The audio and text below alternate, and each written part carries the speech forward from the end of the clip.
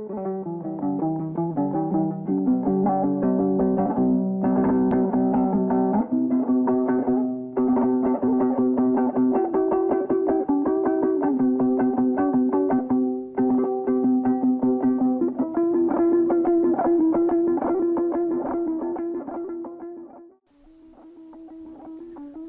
бірінші бақытым халқым менің, соған берем ойымның алтын кенін. Ол бар болса, мен бармын, қор болмаймын, қымбатырақ алтыннан нарқым менің.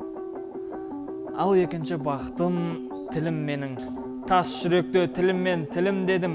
Кейде дүниеден түңілсем де, қасиетті тілімнен түңілмедім. Бақытым бар үшінші отан деген, Құдай деген кім десе отан дерем. Оты сөнген жан барсын ба бұл жалғанда, ойланбай-ақ кел дағы отау менен.